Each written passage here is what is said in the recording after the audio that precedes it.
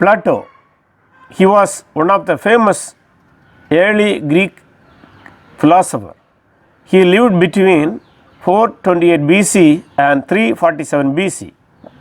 Plato came from an aristocratic family in Athens. Plato's whole life had been opened up by personal contact with Socrates, and the latter's death changed his life. He could not serve Athens or advocate a democracy that would put such a man as Socrates to death. That death caused a kind of religious awakening in Plato,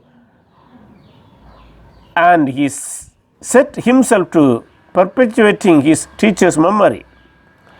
In 387, Plato established the first university in a gymnasium in Athens known as the Academy.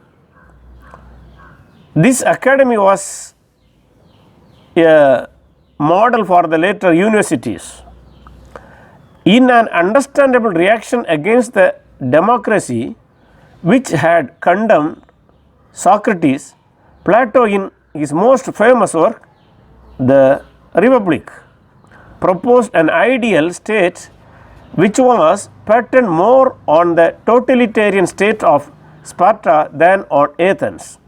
He could urge the censorship of the epics of Homer, the abolition of families, the education of men with women, and a selective process of training which would produce philosopher rulers. When an opportunity arose for Plato to put some of his political ideas into practice in Syracuse or Sicily, he failed dismally. Sadder but wiser, Plato returned to more conservative ideas in his last work, Laws, restoring, for example, the place of the family, which he tried to abolish in his earlier work, The Republic. Plato discussed the formation of the cosmos in the Timaeus, a work which profoundly influenced later Christian theology and philosophy. His creator, whom he called the Demiurge, is a good but not all powerful God. He did not create from nothing, but rather modeled pre-existing chaos into an orderly cosmos. In another work, Symposium, Plato mentions intermediary beings between God and man. In the Republic, he speaks of the idea of good, which is above everything else. This was taken by later philosophers and Christians to mean that Plato believed in one God or even the Christian God. However, Plato's writings are seemingly contradictory on this point. Plato's most profound contribution to Greek thought was the concept that true reality is not to be found in the visible material world, but rather in invisible, perfect and eternal forms or ideas which exist neither in space nor in time. Human beings participate in both the physical world with their sense and the world of ideas with their mind.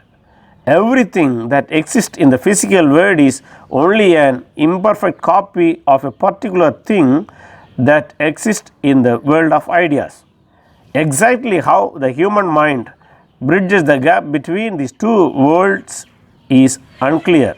But since Plato, like Pythagoras, believed that souls are reincarnated, some suggest Plato should be understood to teach that we attain to a knowledge of the ideas by recollecting what we have seen before our present existence. Plato, although he was considered one of the famous philosophers of Greek, he had changed his ideas every now and then. For example, the abolition of family, which he urged in the Republic, but later he changed that idea. What made him to change that idea of abolition of the families and restoring the importance of the family? It was possible that he was influenced by the Old Testament writers, particularly Moses. Those books were available at the time of Plato for his reading. So, due to the influence of Moses' writings, Plato could have changed his idea of family and gave importance to the family life in his later writing.